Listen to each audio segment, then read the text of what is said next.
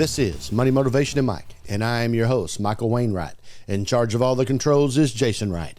And hello to you, world. This is the show that can and will change your life. Contact us at info@mx3.vip and find all of our content at mx3.vip or on our YouTube channel at youtube.com/@mx3podcast. And don't forget to like, subscribe, and hit the bell icon so that Jason can notify you of all of our new content, which comes out every Monday morning around 9 o'clock. Okay, here we are. What is this, show 151? As we eke towards show 156, which will put 3 years in the books, Jason. We are coming up on it. And I did not look this morning. What are we at, 155,000? 154,000 is what we show. 154,000. 919. Almost 155. Last week, you said 919? Yep. Last week we was at 148,809. Moving right along.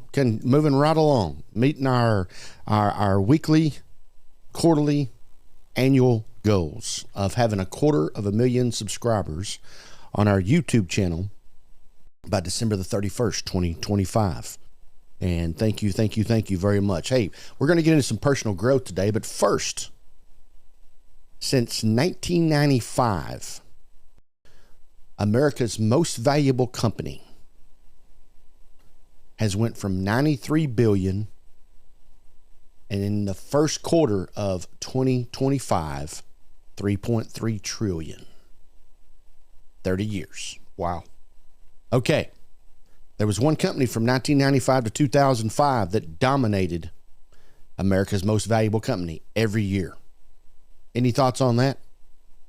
Well, I've cheated since you. Okay, never mind. Well, you brought it up, so I was pulling it up here. But most valuable company I would have said was Apple. Nope. No, I'm not talking about today.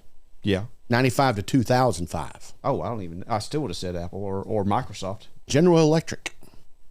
Okay. Reigned supreme, driven by industrial and financial growth. General Electric. Okay. 2006 to 2011, ExxonMobil. During the oil boom. Yes. Okay. ExxonMobil. 2012 to 2019, Apple. Okay. It surged ahead with just the revolution of the iPhone. Yeah, that was a big deal. Yes. Yeah. They also was involved in ecosystem and stuff like that too. But the iPhone, wow. Yeah, the Apple ecosystem you're saying, like iTunes and such? Yes. Yeah. Yes. Yeah. Unmatched in that territory. All right. From 2020 to 2023, it was back and forth between Apple and Microsoft. Little over a couple of $1 trillion in evaluation. And then coming back in the first quarter of this year at 3.3 trillion and reclaiming the top spot, all because of AI and cloud dominance. Microsoft. How about that?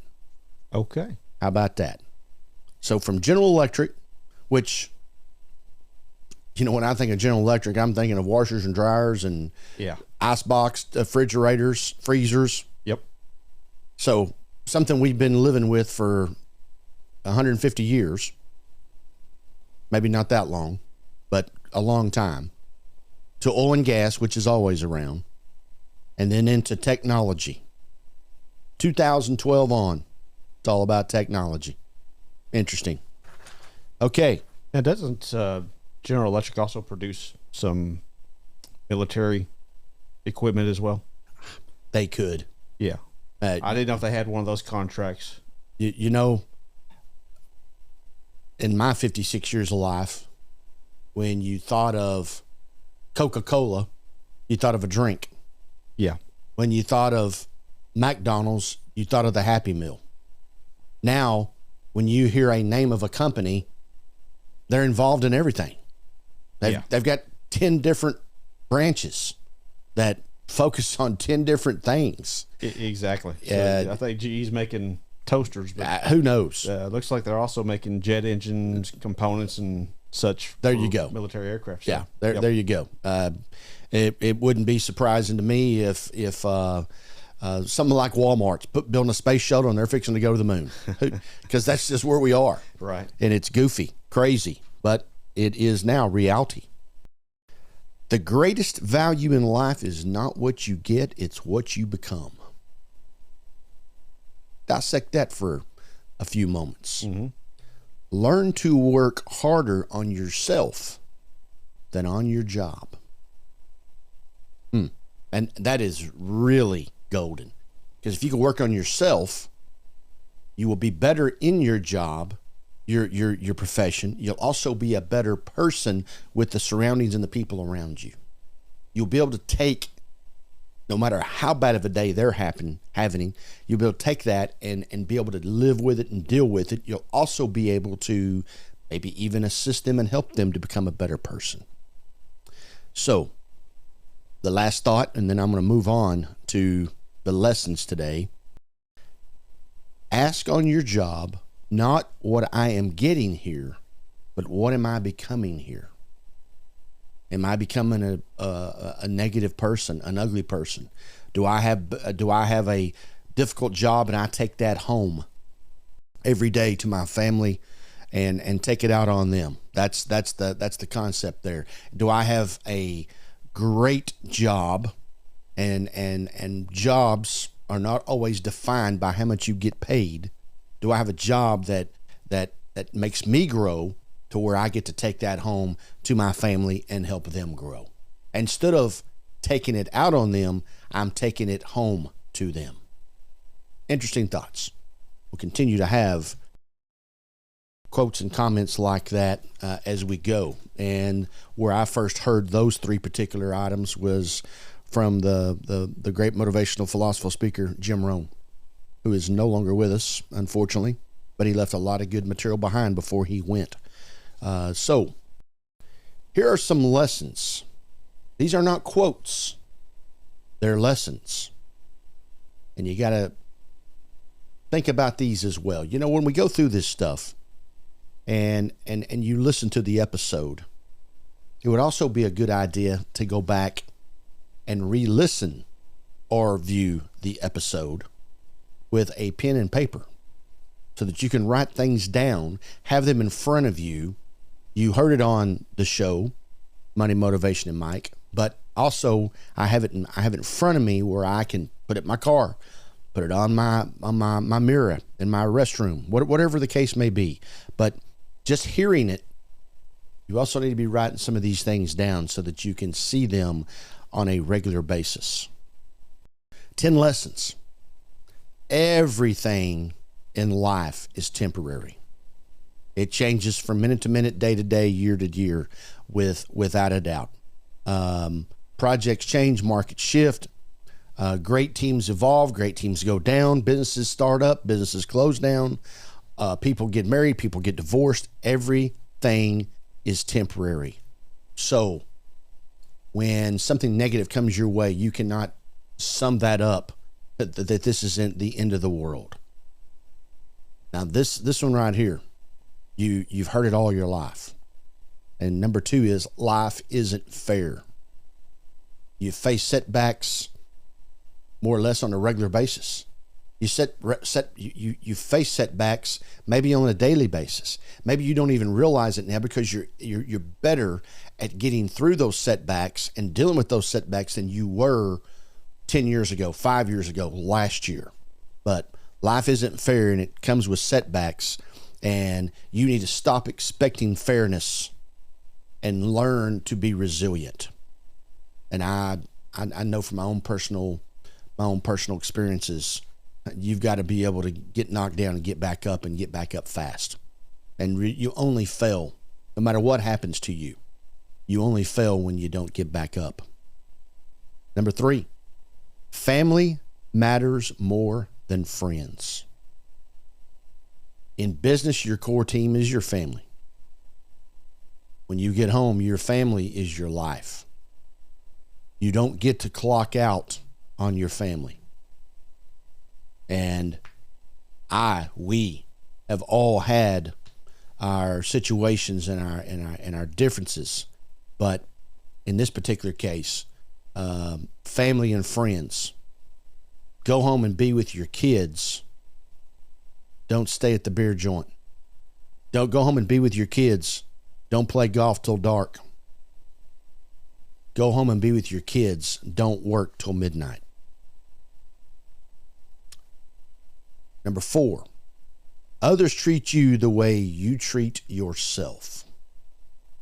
Now, do you treat yourself with high esteem? Do you present yourself as a leader? Do you present yourself as the town drunk, Otis from Andy Griffith?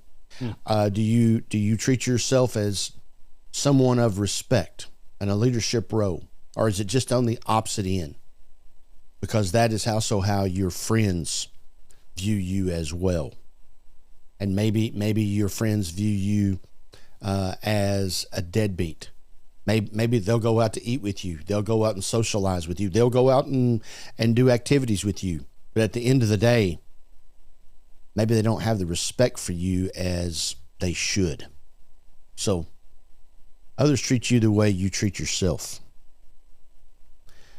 Number 5, beneath anger, there's always fear. Do we get angry because of what the fear is on the other side? Do we get angry because of walking through the door and the fear of doing that? People push back. They don't push forward. Think about that for a minute. Look deeper. You got to look deeper. I'd rather push back at you than to push forward with you and your thoughts and your ideas. Now, I've always said this right here. Number 6 is happiness is a choice and requires hard work. Example of job. Your job satisfaction isn't a perk. It's a product of who you are. I've always said there's no such thing as getting up on the wrong side of the bed. You can get up on the right side of the bed every day if you choose to. And that has nothing to do with it being on the right or the left side or getting off on the foot end of your bed. But happiness is a choice and requires hard work.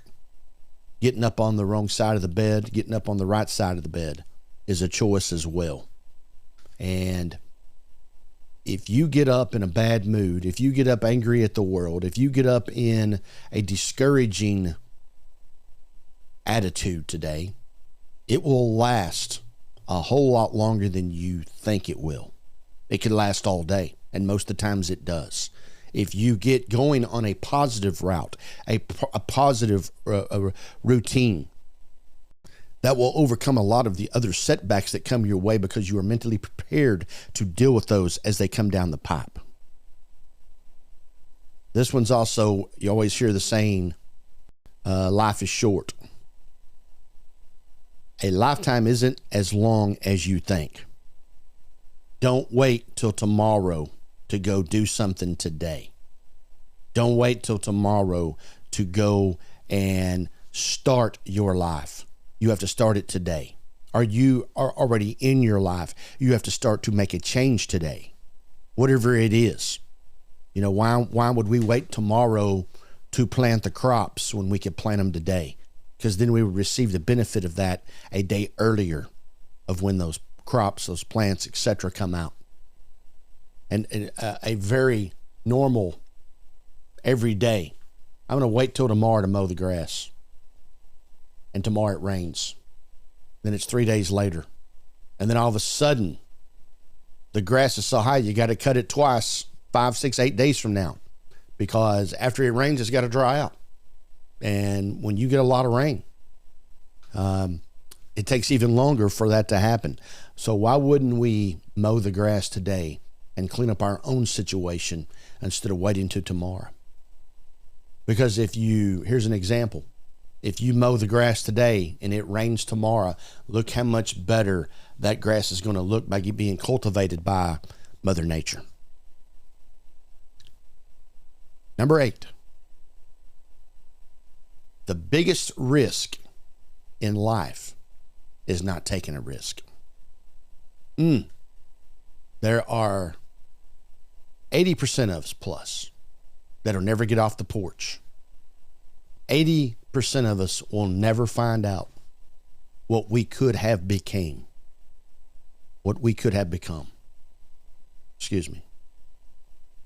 Avoiding risk is the biggest obstacle for taking risk. Avoiding risk. People get comfortable. People get to where they didn't want to take a risk when they got out of high school. They sure don't want to take a risk when they're 65 years old. And as you grow in life and get older, I understand your risk tolerance is less. My risk tolerance today is less than it was 15 years ago. But the biggest risk is not taking the risk. Dissect that and think about it. And a lot of that risk is just within that mind and making that change so that I can physically go out and do whatever it is that I'm attempting to do. Number 9, things don't matter so much. You won't remember stress. You do remember the results. You remember the impact. You remember the people. You remember the growth. In other words, if you take the risk, you don't look back on it and remember the risk. You remember the rewards. You remember the excitement of mowing the grass because you took the risk to go out and do that today. And that is a very small example. You took the risk of bettering your education by maybe going to college. You took the risk of taking on that financial obligation and coming out on the other end with an education that helps you pay back that money that you maybe had to borrow to go to school. On the other hand, numerous people take that risk of going to college and then they don't use that degree. Now, it's just like with youth sports, and everyone who's ever listened to this show knows that I'm big on that particular subject of youth sports.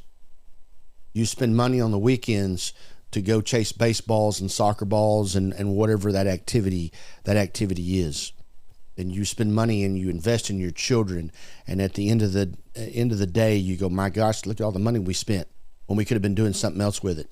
You really are building growth within those children and taking that risk of spending that money to put them out there, not only in a position to succeed, but also a position to fail. And a lot of growth comes from failure. Trust me, very, very much on that particular subject. Number 10, and last on this particular list. Get to the end of your life and find out you played it too safe. Now, there's also that thought of getting to the end of your life and thinking that you played it with too much risk.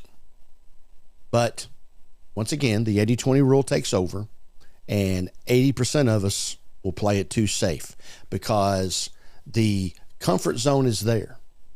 And at the end of the day, maybe the comfort zone breeds you regret. I am much more content with myself and taking the risk and failing than not have taken the risk at all.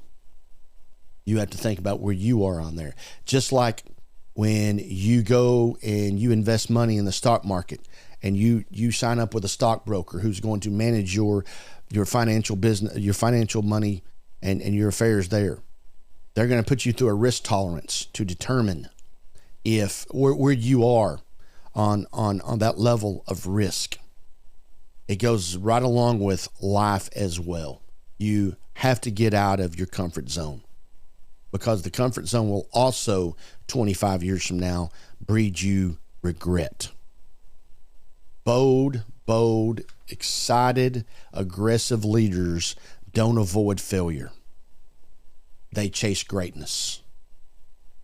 Many, it was always millionaires, and I know that a lot of people don't look at $1 million in the same fashion that we used to, but many a millionaire filed bankruptcy before they got to those 7 numbers. Many successful people have failed over and over and over again for them to be able to get to where it is that they wanted to go. Now, you've also got to be able to identify where that stopping place is. And I do my fair share of criticism of Jerry Jones, the owner of the Dallas Cowboys. But off the football field, he's one of the best. And he went out and made himself money in the oil business, which we all know is not a risky business. It's a very risky business. And a lot of people get into the oil business not realizing, even though they've been told, that it is risky. And Jerry Jones drilled oil wells, and he made money, and he could have retired, and he could have retired very comfortably. And he took all of that money, 7 figures plus, and put it all on the line to buy the Dallas Cowboys in 1989. And the Dallas Cowboys were not profitable at that time. They frankly were losing money. He did not have to go down that risk road, but he did, because he, number one, believed in himself, and number two, he knew that he can make a change there. And he did, not only on the field, but most importantly in his financial world, off the field, when it comes to the risk. So there's you an example. Now, of these things we just talked about and these lessons, where are you at on the chart? And what I mean by that is, and listen to these things: